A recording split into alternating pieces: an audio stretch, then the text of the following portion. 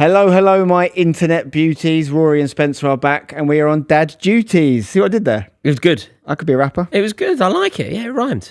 It's a lovely day in London. It's absolutely scorching. 27 degrees, they're saying it's going to hit at its max. You are in your full Ray Winston sexy beast attire, which I'm here for, by the way. I enjoy. Yeah, mate. I appreciate that. Yeah, Ray Winston, sexy beast. Do you know who I think every man should aspire to dress like?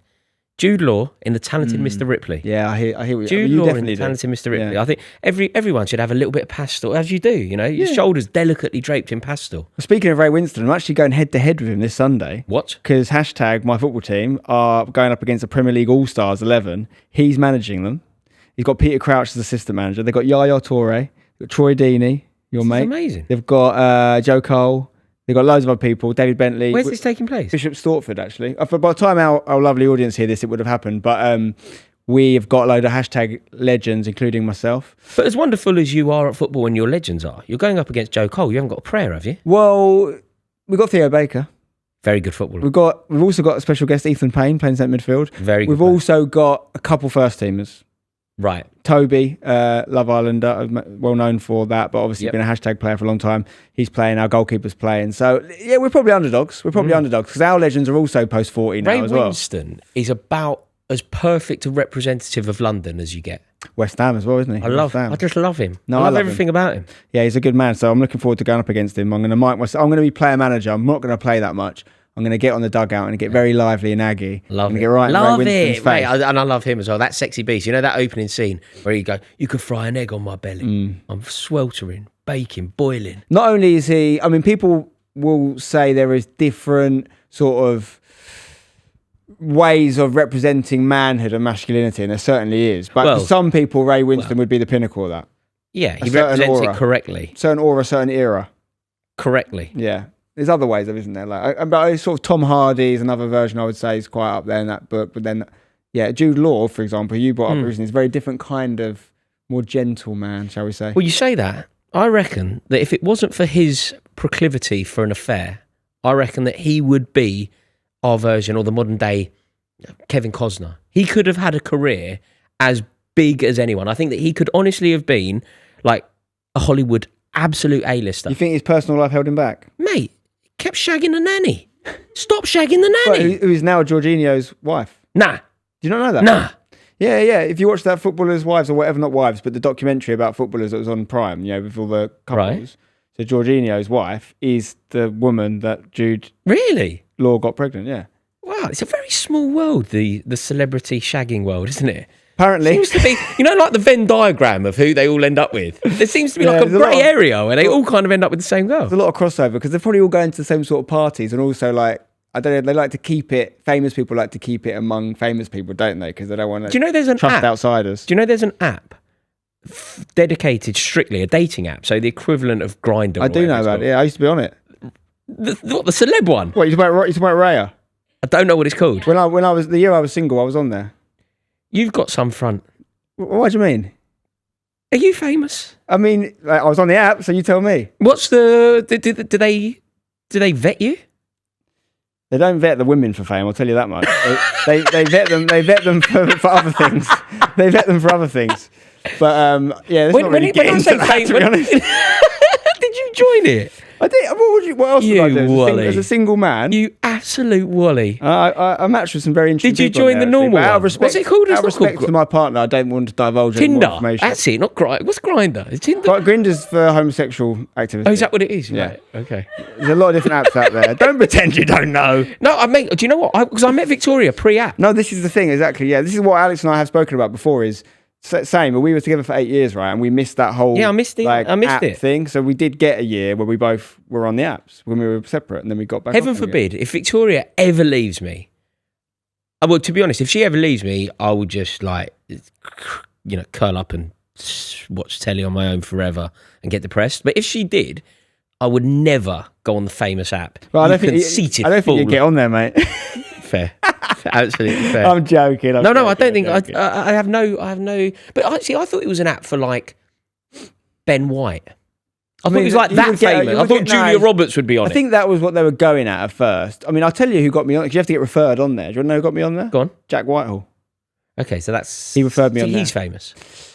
Yeah. There's. What, are you mates with Jack? I know him a little bit. Yeah, we actually played a football game together. But I knew him before that. I went on his show I went on his show once. He had a live show. We've met a few times. Oh, I used to do stand up, didn't I, back in the day? You know, he saved my career. Really? Yeah, genuinely. How? My very first day working in TV. So I had a new career. Acting hadn't really worked out. I had a year where I did no acting work. So I decided to work in TV. I thought it'd be a great opportunity to kind of work behind the scenes, stay within the creative industry, and hopefully become a TV producer. And I went into comedy entertainment.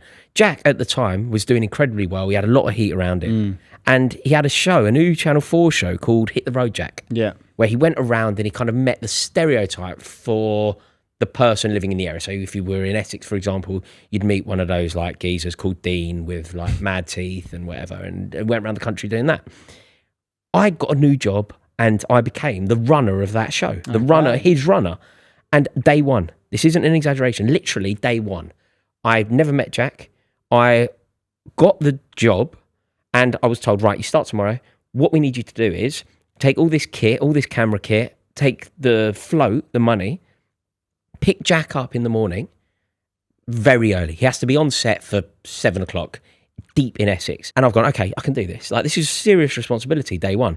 I'm like, right, what have I got? Have I got the kit yet? Got the tripod yet? Got the float yet? Don't lose the money. Make sure you're there.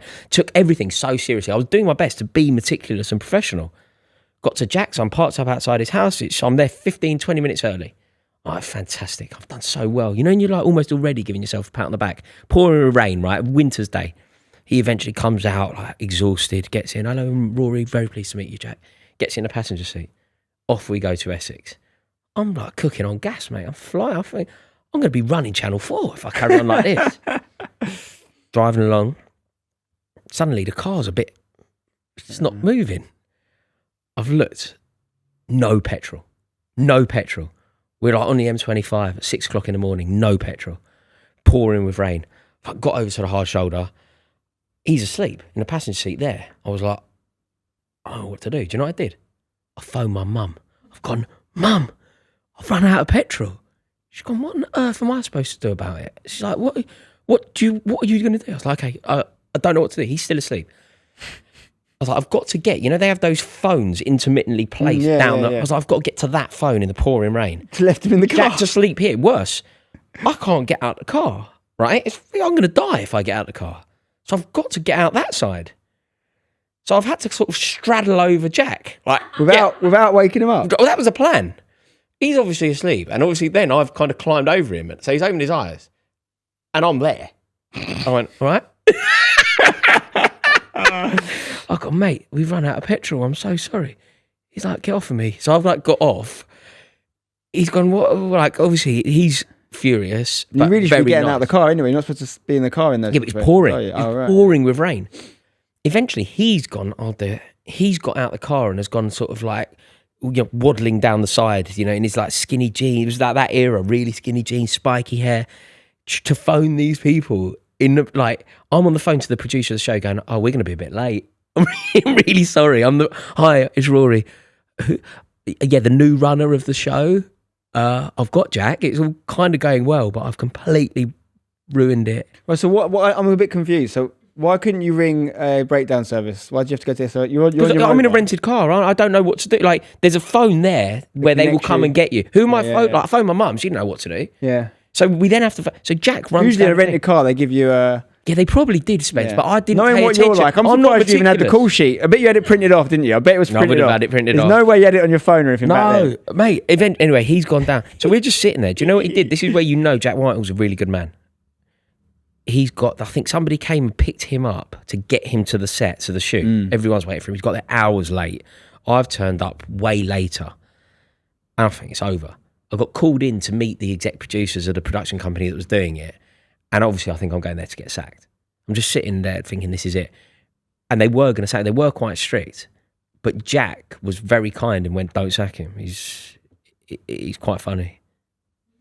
So he saved your job, literally. Saved my job. Literally saved my job. And therefore saved my career in telly. What a good lad. Good that's a crazy story. I mean, I remember something similar, not involving anyone famous, but when I was working at Copper 90 and I was a producer, one of the first ones I was producing was this show. It's someone famous, to be fair, a guy called Tom Deacon who I know him. He had that really viral hit. Yeah, and he was a comedian. And he actually was one of the reasons I started doing stand-up, because he won an event called the Whiteall New Act of the Year, Student Act of the Year, and then he got his job on Radio 1. And I wanted to be a radio DJ, so I was like, I that's the route in. So I tried to follow him, and years later I ended up producing him at Copper 90. And the show was called Eurofan, and we used to go to different Champions League matches over Europe. And it was the first one, and we were going to Malaga.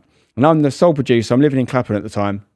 So I'm getting a taxi to come pick me up at about 5 a.m. I'm then going across town to get Tom, and then going to get our other exec producer, and we're all going in the taxi together to the airports. First, I'm only like 23 at the time. So I'm like, first main job as the guy fully responsible for this. I'm going to be driving the car when we get to Spain. I'm going to be like, I've researched all the locations. I've researched all the people we're going to talk to. We ended up talking to this like little bit sexy beast, like, this group of expats who lived in Malaga who are all basically on the run. proper so funny. Cockneys and Scousers there. Yeah. First gig, planning everything. We get the car's full. We're on the way to the airport. I realise I haven't got my passport on me. Oh, mate. To get us to go all the way back, get my passport, and we all end up running through the airport. We did, but you know what? It might have been the best thing that ever happened to me, because it made me realise I do not want to be a producer. Yeah. Like, I don't want to be the man who's responsible for those sorts of details. Yeah. I'm more of a creative. Yeah. Like, I don't need that pressure, because it's just horrible. Some people are great at that. It's not me. No. I thought you're a meticulous man. Yeah, I think, but I don't mind taking overall responsibility for something's success in terms of what are the key, the KPIs, to use a business term, of this thing's success. Like, how many views did it get, or did it make money? Quantifiable. But when it comes to the little logistical things, of it, I'd much rather palm that off. Yeah, I'm with you. But you have to learn that about yourself, don't you? But so I mean, you mentioned a minute ago about Jude Law having affairs. I know you've got an affair-related story we're going to get into later, which I'm looking forward to. It sounds a bit salacious. But I was just thinking, and I'd love to get your view on this. Walking on the way here, so nice outside. Glorious. For me, if the weather was like this all the time, or a little bit more, England might be in the conversation to be the best country in the world, potentially. But it's so pivotal, the weather. You get things like seasonal affective disorder and stuff like that. I don't think I've got that. I think you do. I honestly think you do. Well, I think I've got the reverse. Well, i.e., you just get happy. I don't get really down in the winter. I just get so much happier in the summer. Do you know what I mean? I noticed a slight elevation in your mood, though. I'm not even joking. I said it yesterday. I think humans photosynthesize, not biologically in the sense of we need it to exist, but we do need it to be our best. I think. And I don't. But I know what you. No, I don't. Like, I know. Like, look, London. Without sounding like Lily Allen in that song. That was her name. But that used to be her name, Lily Owen. Was it? Yeah. Without sounding like her, that song about like when the sun is in the sky, or why would I want to be anywhere else? About London. I think I do agree with you. But do you know what I also find particularly with London? I find it oppressive in the heat. Like, I don't think the tube is ready for it. I don't think the smog is ready for it. No, I'm talking about England specifically, not about London, so to speak. But I do think, could be top tier with the sun, but because it doesn't have the sun much, it's actually bottom to middle tier for me. But I'm really not in love with the country. Seasons? Do you not buzz out of... No, I love an autumnal walk, and I love a freezing cold Christmas morning, and I love a pint in the pouring rain. I think if the country's a bit more reliable, if you could set your watch by it and you could say, I could have a wedding in the middle of June and know it won't rain. If you could do all these things, then maybe I would. Or snow at Christmas, guaranteed kind of thing. Yeah. And New York. If you lived in Australia or somewhere, you probably would miss the seasons and miss the... I know they have seasons, but No, they don't. Not properly. No, they don't in the same way we do. But no, I noticed something in me changed at a certain age where I actually don't think I noticed the weather until I was about 30. Generally, when I think it's related to work in a way. I think when I have a really when I'm really driven to achieve something, everything else is out of the equation. Yeah, don't notice in it. And then when I think it's really actually a positive development in that I think I'm a bit more of more time to appreciate. Exactly, I'm a bit more evolved now. I don't fixate on those things. As a result, I want to enjoy the now. Yeah. And then you look around you, and a lot of times in this country, the now is pretty miserable. You know what it is I noticed? Last few weeks have been really nice, weather-wise, and I'm out in the garden with my kids. We're having so much fun. We're on the trampoline, doing all this stuff, right? Not most of the year. That's not... it is an option if you want to get wet and muddy and cold. No, that I completely agree with. Your life, as the clocks change, everything changes. My happy spot at the moment is... I get my chair out and I put it where I live. There's a forecourt. It's lovely. I've looked at it on your thing. It looks beautiful. I put the chair in the forecourt and I basically sit there and the kids, there's a lot of kids in the, well, there's only 6 houses, but there's 5 little girls of a similar age. And they're all charging about playing British Bulldog or whatever. That is me at my happiest. Yeah, it's lovely. It's lovely. But I wonder if it would mean so much and if I would capture it as much. If it did happen, like the reason why I feel like it's kind of come alive at the moment is because it's just come alive. If we were doing it all the time, I wonder if it would lose its... I think there's something to be said for when it gets weather, when the weather gets good, we really love it because we know how fleeting it is. But I do think there's a middle ground where it could just be a couple more months. I'm not saying it's got to be 12 months of the year. But we do deserve a bit more, I think. And I think that, we're so, as a country, unable to cope with it as well. When it gets to this sort of heat, we are just like, oh my God, it's a bit like we haven't got the air conditioning, all these things. Yeah. The world that we operate in, particularly, I use London as an example here. Like if you get on a Victoria line on a day like today, and you're not dressed like me, you're in big trouble. You're in big trouble. Minging. It's absolutely minging. Like they have to tell you, they're constantly telling you, I mean, I don't necessarily like the babysitting nature of this, treating people like morons, but they're telling you to drink water and that on the tube. Yeah. Because that's how hot it is. No, I know. And then only some of the newer ones have got like the aircon and stuff. A lot of them still don't. And it's not a nice place to be. But when you're outside, it's premium. And I just thought it was an interesting conversation because I think you're probably a little bit more in love with the country than I am at the moment. I think you're just a bit more of an English man, a bit more of a, Yeah. Do you know what I mean by that? I don't mean that as a slight. Yeah, like Ray Winston. I identify myself as a earthling. Yeah. You identify yourself as an Englishman. Yeah, because I am English. What you identify yourself as is up to you, mate. Yeah, I identify myself as an earthling, but you are also an elf and a wizard. Right, moving on. So we talked an episode or two ago about my innate lateness, didn't we? And I was a little bit late again today, but there was a reason. Did you see when I was late, potentially? I wasn't late in the end. I managed to equalise it. But did you see the neurosis? The only time you'll ever see it in me. I was texting you probably an hour before we were supposed to meet, going, slight issue, I might be late. That's how much it troubles me. Yeah, but I noticed something, that's true, but I noticed something you did maybe last week, which was, I can't remember the exact details, but say we were meeting at 1. An hour before, you're like, can we make it 1:15? Yeah. We did, because then you're not late. Exactly. That counts as being late. You've delayed the start time. Because what I'm never going to do, though, is let you wait for me. I'll flag, mate, can we make it 1:15? Because heaven forbid you get there at 1 and I... Yeah, but if you did that a day or two before, fine. But if you do it an hour or 2 hours before, that is just hiding your lateness. It's considerate lateness. Yeah, it's considerate. Also, do you know what it is as well? It's not. I wasn't late. No, you weren't. I was there at the right time. That is true. I'm just saying, mate. I'm seeing a world where I could be delayed here. Please. I thought it was quite clever. It's quite clever. I was going to learn from that. Like, can we change the call sheet? But no, the reason I bring it up is the reason I actually had a slight excuse for being late today, which was Alex came on the train with me because she was bringing our youngest in. Because women. So no, it's not her. Is that what you're going to do? You know what it's like when you got to get multiple people out of the house. Because we came together, we parked the car in the car park. We had to then anyway. We obviously could have been on time, but anyway, the reason she's coming in, right, is definitely relevant to this pod. So obviously we've got 2 kids, and in between having the first and the second, we started to educate ourselves a little bit on vaccinations. Right now, I'm not here with all the answers. I'm not here saying if you go down the NHS route, there's anything wrong with that at all. That's exactly what we did on our oldest. So he is fully signed up. He's had all the jabs, NHS sort of program. Off the back of COVID and all these things. Alex, to be fair to her, deserves a lot of the credit for this. She really educated herself way beyond my understanding. She got a load of books on it, understood it. It's a very dangerous territory, this. And I think what the point I'm trying to get across here is there's this idea that if you're anti having one particular vaccine, you're an anti-vaxxer, which is ridiculous. I don't actually think there probably are people that are anti-vaxxers, that are anti all of them, but it's a bit of a mad stance to take. Because some of the vaccinations... They call you an anti-vaxxer. You're like, well, I've had MMR. Exactly. Some of the vaccinations are amazing, right? So what we're now trying to do, and again, I give Alex most of the credit for this, is educate ourselves on everything we put in our body. That's basically the simplest way of doing it, which, why wouldn't you, really? I understand some people don't have the time and can't, but there's no logical person in the world that can have an issue with someone learning about what they're putting in their body. Right? I completely agree, but this is because people are mad. I know. People are mad.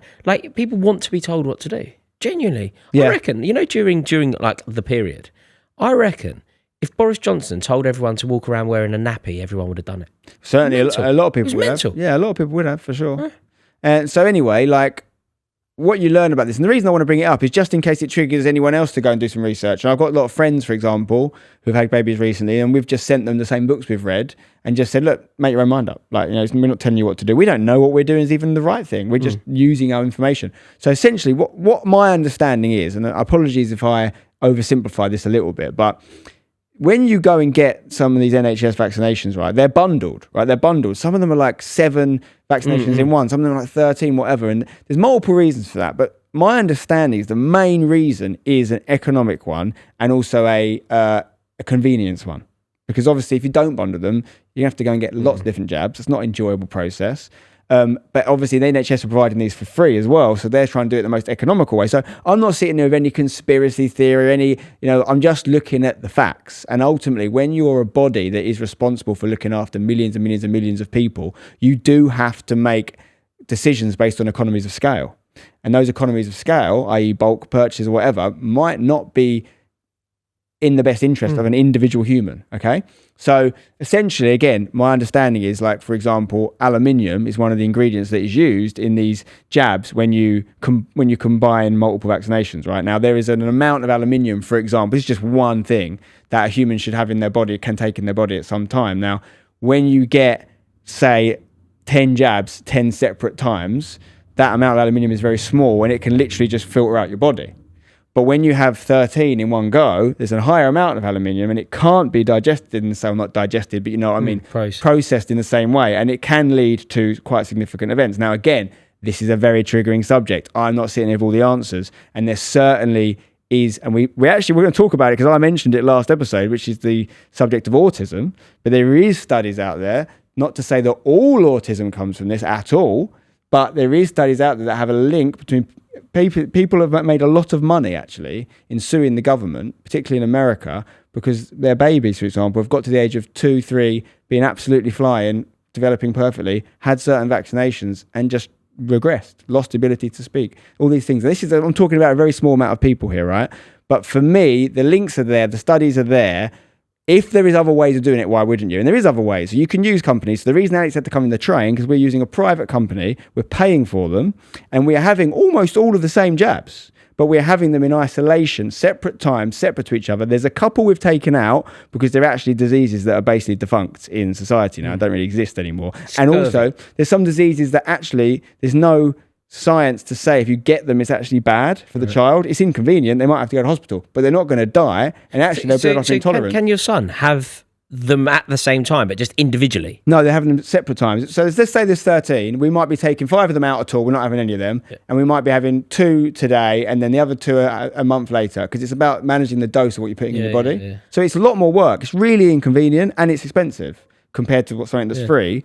But the data suggests it's better for the child.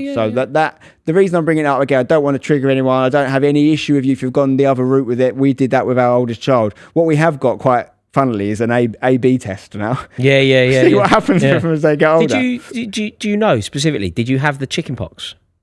Or are you just going to let them catch chickenpox and be done with it that way? I mean, this is where Alex knows more than me, to be honest. But I think you just get chickenpox, don't you? But there is a vaccine. I didn't know. The best vaccine for it, I think, is getting it, right? Yeah, but you can avoid it. But then also, if it's again, I think some of this stuff comes down to convenience. Chickenpox is a really annoying thing to get. And it can affect the whole family, and you have to take them off school. You is that a reason to vaccinate? No. If you don't need to. This is ultimately my question. So, I mean, now we're just literally talking about it on the way up here. We still, there is no... I think in life in general right now, particularly with social media and everyone's opinions, right? We want to put people in boxes and everyone's like, oh, you're good or you're bad. Like, no one is. I was just saying to my little boy the other day, we were talking about baddies. Because obviously it's quite useful, the concept of a baddie in storytelling and in education.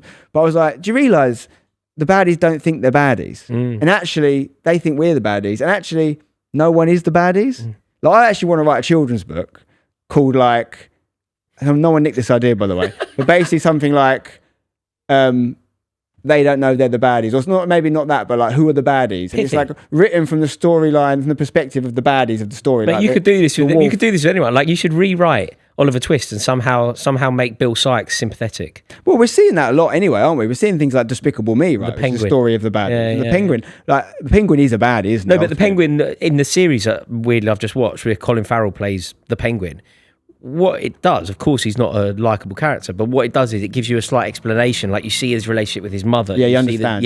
But that is the nuance I'm getting to, which is that what actually is a baddie. And I know we're talking about like trivial kind of characters here, but in life as well, people watching this will almost certainly, in their mind, think of certain people in politics or the news or life, and they will consider bad guys and good guys. And actually, it doesn't really exist. Every bad person is a perspective you have on someone else, and your perspective could be warped. Everyone's version of reality is different. No, but there is just a non-negotiable baddie. Yes, Mason Mount. I thought you were going to say something different. Mason Mount. I don't think he counts. He's a good example, though. He's a good example. Good example of a baddie. Some people hate that man, but his life is a very different version of events. In his life, he has trained all his life to be good at football. He's had an opportunity to take a football club deal. Or Gareth Bale's a good example as well. How much did the Madridistas hate him? And he's the most successful UK footballer of all time. Yeah, and he's definitely Britain's most successful export, isn't he? And he also won them. Well, he's won 5 Champions Leagues. Yeah, he won Champions League final goals. He Copa won del Rey, Madrid, all those Champions Leagues. Some of them like not the bicycle kick, one of the best goals I've ever seen in the Champions League final. He scores a bicycle kick like that, and their fans hate him. So like, there's always, you need to have your own like. You kind of do need to be the superhero in your own story, and you do kind of need to have like, sometimes not liking something in someone else or not liking something else is quite a good motivational tool. But it's very important. It is relevant, I think, to the dad conversation, because that is what I'm trying to imprint on my little boy at the moment. Maybe again, a little bit young for it, but like this idea of understanding motivations and what actually is a baddie. Yeah. Do you know what I mean? And also, our country have been the baddies a lot of times in history that we don't tell people we were the baddies. Goodies and all that. I mean? Can also been good goodies. Yeah, although is that the narrative we've told our... Well, we liberated Europe from the Nazis. I reckon that's a good thing. Call me old-fashioned. No, I think it's definitely a good thing. Yeah, but even if you understand that, like, there's a reason that whole movement in Germany was allowed to happen. Like, because they felt like they were... the German people felt like they were in a state of whatever. A lot of that linked to the Treaty of Versailles. So when we won World War I, did we over-punish the Germans? No. Did we? Don't fuck with us. But do you know what? But that's what led to the Nazis. Yeah, don't fuck with us. But if you don't over-punish them, the Nazis might never come about. Yeah, well, they had to get punished because of what they did to Franz Ferdinand. Yes, don't fuck with Franz Ferdinand. Don't go after the artists. I've actually been to that bridge, Have you? Sarajevo. Yeah, the bridge where Archduke Ferdinand was assassinated. Really? Yeah, I've been there. I didn't go there for that. I went there for football. Oh, right, I was going to say. You've just how you made the pilgrimage? No. Yeah, I went there for football. I went to a crazy game. It is in Sarajevo, Bosnia, Željeznica versus FC Sarajevo, FK Sarajevo. Wow. And it's like this gun bullet holes in all the stadiums. Was this part of Copa 90? Yeah, we went to loads of the deadliest derbies. People like, it was crazy. There's a video of it on my YouTube channel. They were like throwing flares and stuff. While we were on the pitch, we were pitch side reporting, and they threw so many flares on the pitch that it all went covered in smoke. The whole game was called off, and there was these huge netting. Like, imagine like a 40-foot net. You used to have to protect the play, but you realise the net wasn't there to stop the balls. The net was there to stop the fans getting on the pitch and throwing things. This guy climbed. So the Željeznica team are called the Smurfs because they play in blue. Their nickname's the Smurfs. So the Sarajevo fan, he climbs to the top of this, like, very dangerous with no support. Obviously, would never be allowed in England. Like, it's just so health and safety. He climbs to the top of this like 40-foot pole, holding a flare in one hand. Like, it's literally like Spartan stuff. Gets a Smurf out of his pocket, bites the head off of the Smurf, spits on the pitch, puts the flare in it, starts holding this like burning alive, symbolic, throws it on the pitch. I'm just like, yeah. I just came here to watch the football. That's amazing. Do you know like that rivalry though, that tribalism? It's fascinating. I do love like what football fan culture can be. Where we think in this country that like Liverpool, Everton is lively, mate. I mean, you've seen some of that. I've been to Galatasaray. I've been to Galatasaray CFR Cluj, right? Nothing to do with England, this game. It's a Romanian team against a Turkish team. Yeah, I went there. We played them once. It was for Eurofan, the same thing we were talking about earlier. And we were reporting on it as this English reporters. And the Galatasaray fans realise we're English. They circle us, like literally it's 1,000 of them. Like they start slowly closing in on us. And they just start going, the football fans will understand this. You'll definitely understand this. Leeds. Leeds. Because if you don't know, when Galatasaray played Leeds, a Leeds fan was killed. Spate, two of them. Chris Loftus, Kevin Spate, I think. And they were saying that we were nothing to do with Leeds, and the game was nothing to do with England, just to intimidate us. Yeah, and that is scary. Yeah, of course, mate. Yeah, that's terrifying. And what is bullet holes about? Have you ever seen the bullet hole of? There's a pub in Hampstead, right? I think the pub's called the Magdala. There's a bullet hole like that outside, which is the bullet hole where Ruth Ellis, who became the last woman to be hung in this country. Wow. She shot her husband, but the bullet hole is still in the pub. And that's what she was hung for? Shot her husband. That's historic. Yeah, I mean, that's another example, right? So England, we have our one bullet hole. You go to Sarajevo, every corner on every street has bullet holes. It's mad. Really? And you know how we have the blue plaques? Yeah. They have red splodges of blood. It means someone was killed there. Really? And they're everywhere. Wow. So imagine you're in a centre of a capital of a country. Yeah, and you're looking around, red patch, and you can almost see where it happened. There might be like a church with bullet holes everywhere here and a red patch, and you look over there and you see a bell tower because there was a sniper there, really sniping people. And this is all like still there. They leave. This is obviously from the Yugoslavian war, but they leave all this stuff there as a reminder. Jeez. All the stadiums have bullet holes. I'd love to. That series. Beautiful country, by the way. Yeah, I'd love to. This is another thing. I've been to places like Bosnia. I've been to Slovenia, Lake Bled, one of the most beautiful places in Europe. Yeah. And if you don't go, you'll never know because you think Slovenia, honestly, unbelievable. No, I'd love to. And the same trip, Alex and I did a European road trip, and we did Slovenia. We did Croatia. We did a place called Lake Plitvice in Croatia. It's amazing. And we also did Lake Como, which obviously is one of the ones that does come to mind. You think about beautiful. Lake Bled pisses all over Lake Como. Really? Everything's a tenth of the price. Yeah. Lake Como, everyone was so, because it's very affluent, everyone was so sort of up themselves. Lake Bled, Slovenia, they're all on these apps for celebs to do. That's what we call a callback in the comedy industry. But no, Lake Bled was so much. I'd go there 10 times before I went to Lake Como again. Really? Yeah. I'd love to go, man. That series that you've done there, like following the derbies around, brilliant. Yeah. I'd love to do that. It's very you. You'd love a bit of that, to be fair. Some of them are ropey, though. Even that Malaga trip I talked about, we ended up getting in the middle of the Ultras, that game was Malaga versus Zenit, St. Petersburg, and there literally was a meet-up. What, did Malaga have a bit about? It was English. It was all the English expats. They were the Ultras. Obviously, Malaga had its own Ultras, but the English boys were like, come on. Really? And we, as reporters, were caught in the middle of it. And I think some of this is in the video where basically, imagine you've got the two firms coming towards each other, yeah?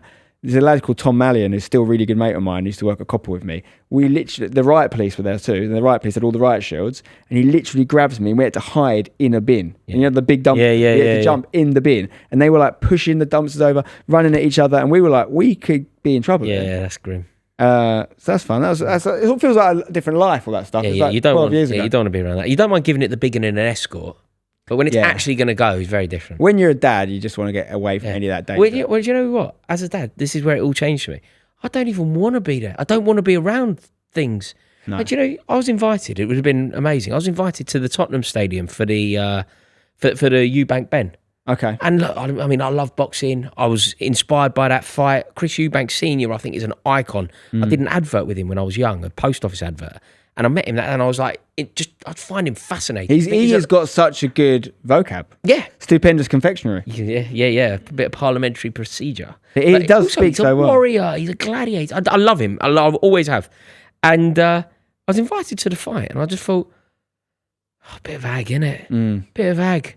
Watch it on my sofa. No, 100%. I went to Joshua Klitschko at Wembley, and I just see lads just fighting each other. No. It's just like animals. That weird testosterone, I've seen someone fight and therefore I'm going to have a fight. Yeah. Mental. You know Alex's brother was in the UFC? Yeah. You know that? Yeah. So I saw him fight some of his not his UFC fight. I saw them on TV, but I saw some of his MMA fights like coming out of the UFC. And everyone there is just drunk, all the fans, and they're so aggy, aggressive. And it's so weird because martial arts, obviously I do martial arts now. And like Nick, for example, his background's in Kung Fu, very spiritual guy, very... like Tai Chi, very interested in all this stuff. Like not all martial artists are like that, but a lot of them are real gentlemen and real like it's an art form, isn't it? beings, Rather than the peaceful warrior. Yeah. You go to war in the cage, but actually in life, super chill guys. Like Shifu in the Kung Fu Panda. Very similar. Shifu it's based on Nick. Shifu is very passive. You know, no, it's true though. I think that's what I personally. That's the part of martial arts that I relate to and that I enjoy. Like, and I think is a really good tool for life. Some of the fight fans are just animals. No. Do you know the other thing I've sort of got tickets for, but I'm almost dreading now? Oasis. Oh yeah, I dodged that one. Oasis. Sure. Like I love Oasis. They were the band of my youth. I love Liam Gallagher. I think he's an absolute icon, a credit to Manchester. I love him. But can I really be bothered to go there and everyone's going to have a chip on their shoulder, everyone's going to be off their nut on everything, and so people, you know what I hate as well? I like clothes. Do you ever notice this? I love clothing. People will do that thing where they love to throw booze around. Oh, I hate that. Hate the booze throwing thing. I hate it. What are you doing, you moron? It ruins your day. It's such a football thing at the moment as well. Like young kid, like we're going to. We sound so old, by the way. We sound like such. This is proper dads now. Like, but we're right. No, we are right. I've always hated that. Even when I was younger, I hated the throwing the beer thing. I don't. Maybe it's because I don't like beer. Why are you going to buy a beer? Throw some cider on me, by all means. Why are you going to get ripped off? You're going to pay £7-8 a pint. Yeah, and then throw it away. You're then going to launch it. The real winners are Box Park. They're the ones laughing their way to the bank. They've ruined. They're kind of responsible for this culture because they started videoing it and it became synonymous with enjoying yourself. No, but you're right though. Me and Al went to that Glastonbury when Adele performed. Right, we were there and we stayed in. We were there with a sponsor. It was quite nice. We made a video, so we weren't glamping. We were like middle ground. We were in a shed, so it was very tight. It was about the space of what me and you are in right now. 2 tiny little single beds, or maybe 1 single bed. Like I say, single bed. I mean like that wide. It's proper tight. Probably better than a tent would have been. Yeah. But not glamping by any means. You know, imagine a shed, an actual shed. Imagine how hot it was in there. It was so hot. Like, anyway. You know when you're in, when you're there, like a shed, do you get your freak on? I can't remember if we did or not, to be honest. I can't remember. I can't imagine. Did you like we? having sex in here?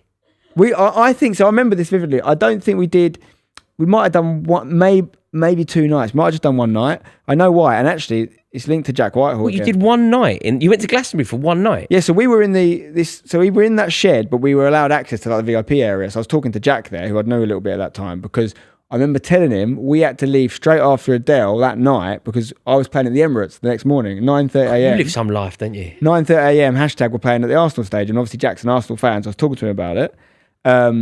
And so I remember actually what happened was we saw Adele, 100,000 people in the crowd, right? Now, that's just awful. I hated it. I absolutely hated it. I don't want to be around 100 people. Massive credit to Adele. What a talent. But I am probably a third of the way to the stage. I'm not like I'm near the stage. I'm actually watching her on a TV. Yeah. I'm not watching her in real life anyway. Yeah. But all these people just cramming me. Yeah. I don't like crowds anyway, but I also have found since the career I've had, I get more anxious around crowds, particularly if it's a football crowd. Yeah. Less so in a Glastonbury crowd. I'm with you, yeah. But I just wanted to get the hell out of there. And I was like, I can't imagine doing this for fun. No. Now, there's parts of Glastonbury I like, you can imagine, I like the little counterculture area and I like all that stuff and I get involved in that. But when it comes to like that many people in one space, it's not enjoyable for me anyway. Glastonbury is my hell. Yeah. You know, when I die, if St. Gabriel decides that I'm no good and I can't go to heaven and he sends me to hell, he's sending me to Glastonbury. That's where it is. Who's performing? Coldplay. That's my hell. Just endlessly listening to that idiot Chris Martin whining on, surrounded by like the worst people in the world, if we're honest. I think there's a point of diminishing returns with these sort of festivals, whereby like when they begin as a like culty thing and the weather's amazing, you're there and there's like a nice buzz and you feel like you're almost in the know on this cool conceptual thing. Like for example, something like Burning Man has probably gone past the tipping point now. Yeah, it's jumped the shark, exactly. Yeah. Whereby now it is actually almost corporate event, almost corporate, almost a little bit not embarrassing. What's the word I'm looking? It's almost like indulgent. It's parody of itself. Yeah, it's a parody of itself to go there. You need to be ahead of the curve. Yeah, be at the you need to be at the new. Yeah, absolutely. Next thing, because I think Glastonbury has certainly become that. Glastonbury is now it's become the most elite. You know, the tickets are a fortune. Disgusting. It's incredibly preachy. It's not what it was supposed to be. Like the idea of going to Glastonbury 1989 would be amazing. I'd love that. That's what happened with the Oasis thing as well. Is like you got people spending so much money to go because they felt they needed to be there more than they actually like Oasis. I know people that got tickets to that aren't even big Oasis fans. They just thought it was a cultural event. And I think like There's actually a new Black Mirror episode. One of the new episodes of Black Mirror we've been watching. There's this episode where basically they've created this technology where you can sort of go back in time, and it's apt to acting actually. Basically, this woman who's a current actor is able to play a part in an old film, but you're not remaking the film. She's actually in the film because they've created like a AI universe of that film. So all the actors who are now since dead, she puts this thing on her brain like the Matrix, goes into that world, and actually is in the film. Right. So that because I used to think about stuff like that all the time. Like, so what we want to do, we don't want to go and see Oasis at 50. We want to go and see Oasis in their prime. 1994. That's what we want to go and see. I have thought so many times, I've fantasized about the idea of seeing Bob Dylan or Otis Redding in their pomp. No, I always think about that. If I could be at anything, I would be at the FA Cup final in 1970 at Old Trafford. Yeah, imagine. Well, I think you'll be able to do it. I think you'll be able to do it one day. You will be able to do it. That can't happen. No, you will be able to do it to the point where you believe you are there. And it's not like now where you put an Oculus Rift on and you're like, oh, this looks real. Your brain will think you're there. You won't be able to be there because everybody who was there is dead. No, but this is what I'm saying. Why I'm in the Black Mirror episode. Like, you know, they are pretty good at what they do, Black Mirror. Like, a lot of the stuff is something you can do. I honestly think it might be 20 years, maybe less. You'll go to a place, you'll say, this is what I want to do, You'll go in like a little, almost like an MRI machine type thing. You put some things on, and you will have essentially a psychedelic trip where you will be there, and everything will feel exactly real. And you'll wake up and you'll be like, man, you'll be like you dreamed it, but you'll have the memories like you were there. I really believe that's possible. Well, I mean that would be bonkers, but brilliant as well. But isn't that so much better though? Like, I've seen Bob Dylan 3 times as an adult, and I love it, but he's not where he used to be. Everyone knows it. He's nowhere near what he used to be. People watch the Stones now. Yeah. You know, you go to Twickenham and you watch the Stones now. Of course it's great because you're watching the Stones, but you're watching it through the lens of nostalgia, aren't you? Well, with Dylan, it's even worse, to be honest, because he's like notably known. So he's been on this never-ending tour. It didn't stop until COVID. It started before I was born. So it's a never-ending tour, like 30-year tour, whatever. But he refuses to play his songs the same way. So like if he does do the hits, you can't even recognize them. Like so different, right? So you literally have to go to be in his presence. Because if you go and go, this isn't the song I remember, and you wouldn't enjoy it. Right. So actually the only way to see him play the songs as you know them is to go back in time. Right. And then Otis Redding, for example, died at 27, whatever, in a plane crash. Like, you know, I would go to him live in London, where there's a version he does, Try a Little Tenderness, which is one of my favourite songs, where he just goes at the end. And that famous bit that's so famous that Kanye West and Jay-Z made a whole song out of it. You know, that got on the Otis song, that little bit where he goes, got that.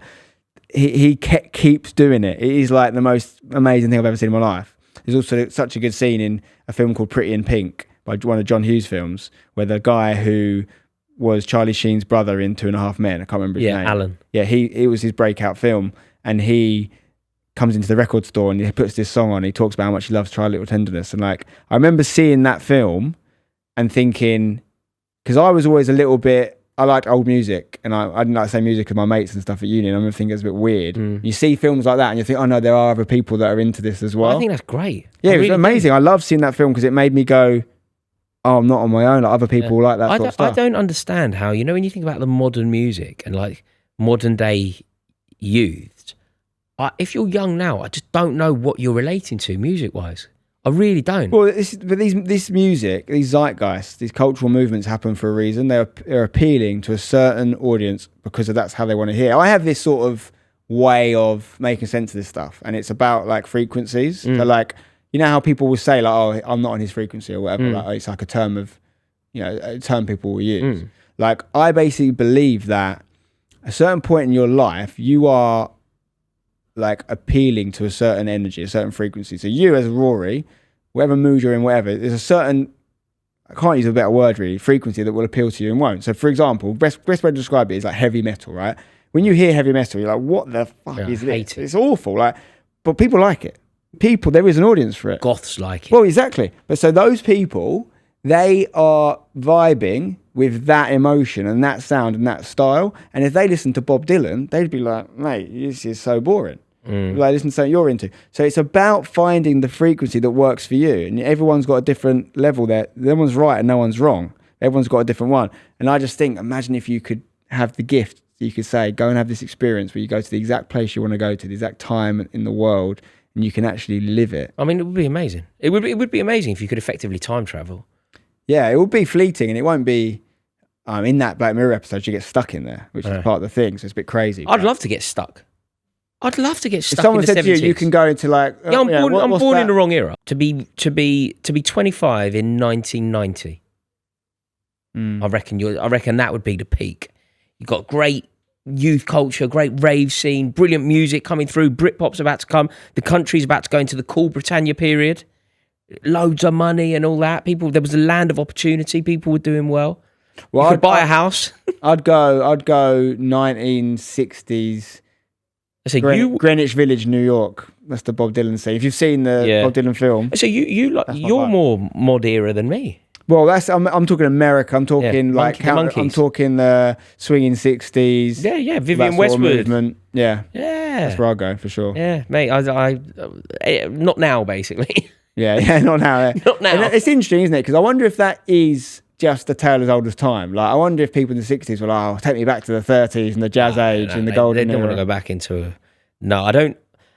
I think people the nostalgia, not like it was in my day. Is a tale as old as time. It is. But I also think that objectively, it's not a great time now. No. So anyway, let's segue into something else. We mentioned it earlier. You told me you have got a story about a certain friend, or shall we say acquaintance. Let's keep it. You're completely right, but let's keep it right just in a vacuum. Okay. So a concept rather than allegedly, maybe. Imagine this.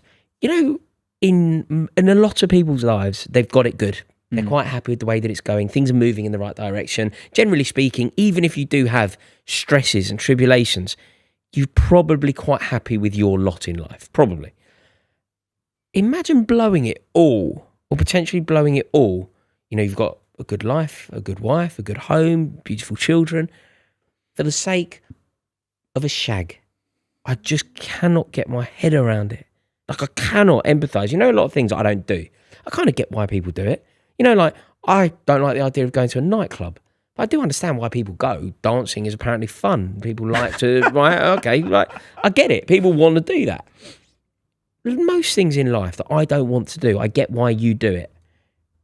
This, I cannot. It's effectively, do you know what it is? It's pressing the self-destruct button, isn't it? What motivation can you possibly have to have an affair, ruin it all, for the sake of what? The good-looking girl who works in accounts. Well, it happens all the time. I know. That's the tale as old as time as well. I know. But I cannot get my head around it. Well, it's got to be, I know you're like referring to a specific situation, but also like this is literally something that does happen every day up and down the country and the world. It's got to be, you have to analyse it, why it's happening, right? So it's got to be, first of all, deeper than just that. Something else has to be wrong in that person's life. I would imagine that they're craving something, they're seeking something out because it's missing elsewhere. I think it's valid. The only thing I can think it is as people get older, people stop fancy. Like, it stops being a thing. You're married. You don't know fancies. I don't care who fancies. You know what I mean? I'm not on that radar. I think sometimes fellas in particular, they want to be fancied. I think everyone does. I don't. You don't want to be fancied? Nah. Well, there's your problem. No. Not your problem, but there's your reason. I don't see it. There's your reason you don't connect with that idea of someone doing it. I don't understand how you can do it. And do you know what's done? It's put me in a really awkward position. Because I am friends with his wife. I am friends with him. I'm friends with... he's one of my good mates. Do they watch this pod? I wouldn't have thought so. You don't like me that much. But...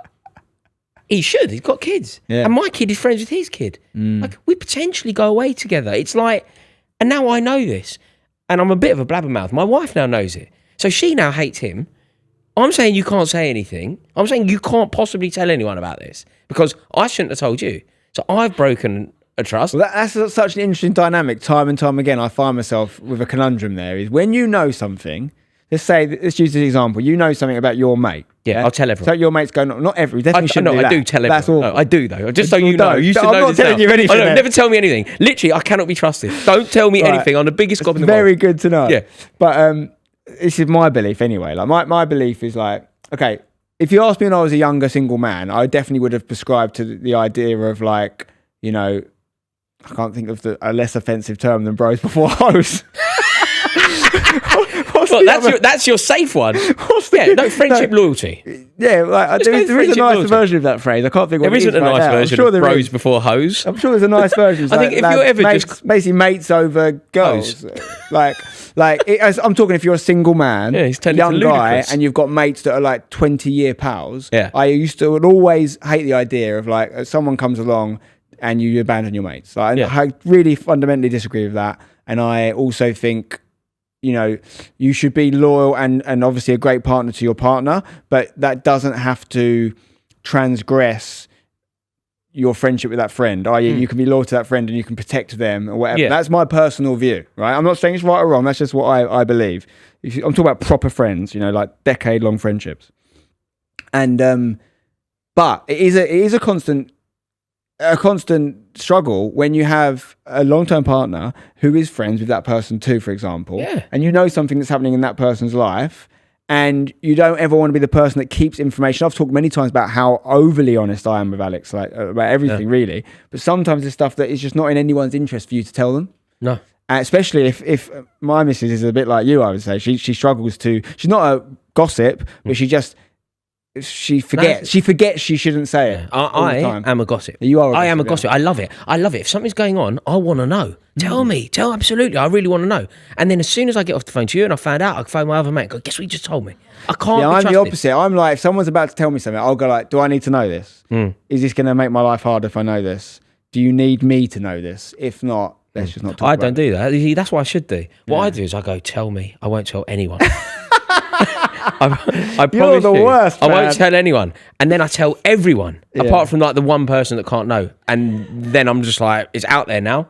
And you let someone else. There's nothing I can do. But do you know what? I just can't understand, especially if you've got it good. And I feel like there's almost a deficit in some people where they don't necessarily appreciate that they've got it good, even when they have, they may think they haven't.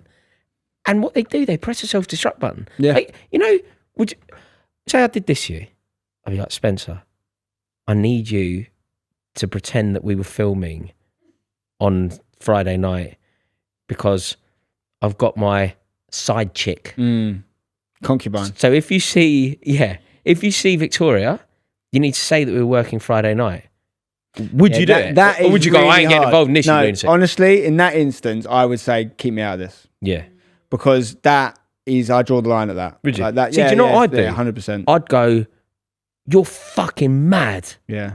Like, don't do this. Don't do that. No, exactly. Yeah. No, I think I would do that as well. I'm just saying in terms of I'm not going to cover for that. I think maybe where it's different is if someone has done something you didn't know about and they're trying to fix something. Yeah. And then you might be like, right, I'm going to help you.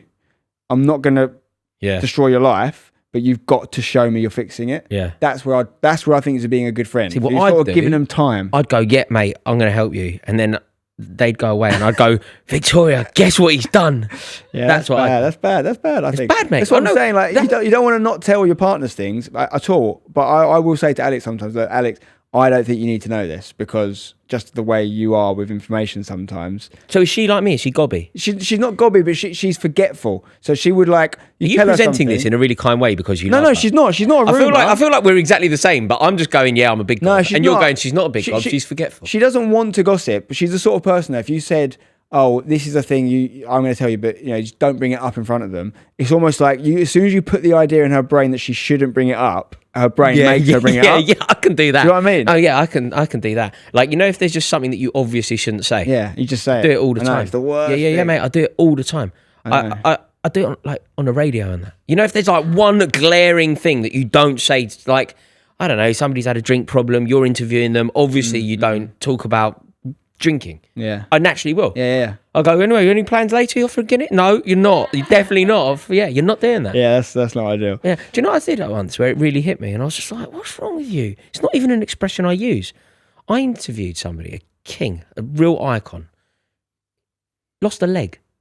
And do you know when I went? Do you know what I said? Oh, I literally went like this at the end. I went, well, if you hop off, I'll just carry on. I was like, I don't even talk like that. No, it's like your brain is doing it to you on purpose. And then I think, what's wrong with me? Sometimes I ask myself that. It's almost like minor Tourette's, really minor Tourette's. Yeah. Yeah, it's so annoying. That's why I think less is more sometimes. It's good to not know the stuff it doesn't help you to know. Yeah. Like, just don't know it. Yeah, but it's so good to know, isn't it? Is it? Yeah, well, I don't know. It's so good to know. But yeah, I think going back to your point, I think that when people ostensibly do have everything, and they might make huge mistakes and they might really regret them in later life, but also it's really important for us as humans to not think we know what goes on in people's brains, and also understand that like what looks like a great life for someone in their brain might not be. It doesn't mean that they're wrong to feel that way. But you know what you can guarantee? It won't become great by betraying your like that isn't the solution. No, a moment of weakness is never going to help you long term, but also just having the empathy to understand. Sometimes people have those moments of weakness because they're scumbags. Yeah. Sometimes people make mistakes because they're not in a good place. There's very different things. It goes back to my earlier point of, people putting people in boxes. Yeah. Anyone that's done this is this kind of person. No, he's not really like that. There's a million reasons for everything. I do agree with that. I do. Yeah, I don't know your friend. But mate, like just having an affair, like there's a difference, isn't there, between like getting your rocks off one night, compared to like an illicit affair. They're very different things. Do you know, in quite a lazy way, imagine the effort involved. Oh, that's the bit that I can't imagine. These people that have these double lives, and you think of the admin. Yeah, the admin alone puts me off. Yeah, like I don't know where other things that put me off. I just don't know where you start. Like, also, do you know the other thing? I don't want that much sex. Well, maybe this goes back to my earlier point, and you can't relate to the people that do this. Maybe you have a low sex drive. Maybe because some men do have very high sex drive. I think I've got like a normal sex drive. I'm not a rabbit, and I don't need multiple partners to satiate me. No, but I mean, this is a controversial statement for sure, and it's not my statement, but I'm going to say it out there. I have heard the statement, how do you keep a man happy? Do you know what I'm going to say? How? You keep his stomach full and his balls empty. Is that what you do? That's a controversial statement, maybe, but I'm just saying that maybe I need my stomach full. Men's balls aren't empty. I need my stomach full. Maybe their balls haven't been emptied, and therefore they look for emptying ball services. Some Rococo chocolates. Yeah, I just don't get it. What do you reckon to this? You know the concept of open relationships? Yes, polyamory. Yeah. What? That's what it's called, polyamory. Polyamorous. Is that what it's called? Multiple love partners. You know a lot about this. Well, I know a lot about a lot of things, actually. But polyamory is something that I have researched, actually. I've listened to a few podcasts about it. What, out of interest? I definitely out of interest, yeah. What, like out of interest to adopt? No, not to adopt. That's a lot of admin as well. But the polyamory, like you get these, I've watched that, what's that guy, I get this wrong all the time. What's the religion that have 6 wives? Is it Mormons or is it Amish? I always get those two the mixed Amish up. Paradise. There's an American group that have multiple wives, isn't there? Yeah, I can't remember which one it is. The Amish, I might be getting these two mixed up. Great fashion. The Amish, by the way, are actually ahead of the game on loads of things, actually. Like their non-use of technology. Yeah. They don't need to worry about screen time, mate. Yeah. Anyway. But is it Mormons, is it? Yeah. Mormons. Whoever it is that do that stuff, yeah, that seems, it's also the Arabic cultures. So like when I was in Saudi for an esports thing a few years ago, and talking to guys, and they're like, yeah, we can have 7 wives. And it's just normal. You can have 7 wives.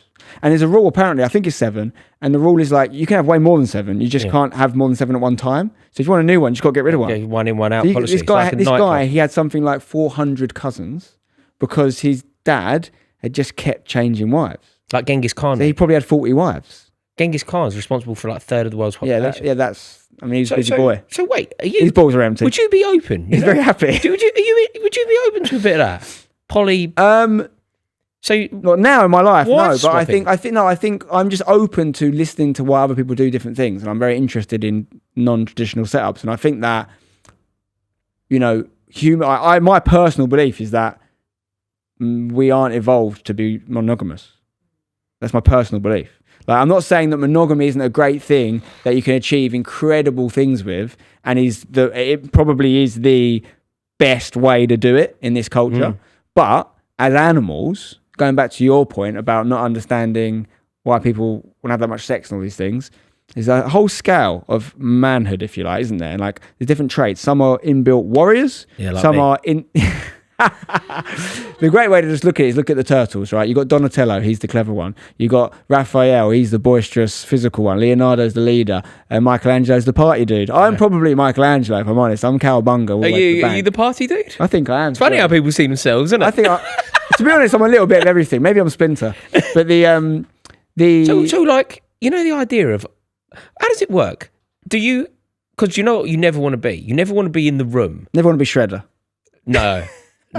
But if you do that, Polly, and you end up like wife swapping that, are you in the room when your wife is having sex with someone else? Hang on, we're talking about a lot of things here. You're talking about cucks. I think. No, I'm talking about when a man wife watches swapping. someone do something else to his wife. So you got swingers. Swingers is where couples swap partners. Yeah, swinging. Right. Polyamory could be a man who has 7 wives, or a woman who technically has 7 husbands. You know, you've got open relationships where a person in a relationship, they might have an agreement that, you know, they might have other one-night stands, or they might have other partners, and they're not related to each other. We have been around the houses and back again in this episode. You have. I've been completely on the right path, and you've been all over the place. It's me reining you in. I think that's normally true, but today I think It's very rare that I'm the sane one. In my life, but with you, it's a good dynamic. I'm enjoying it. But hopefully you guys are too. If you are, drop a like, rating, make sure you follow and subscribe, all that good stuff. And we'll be back very soon with another Internet Dads episode. Bye for now.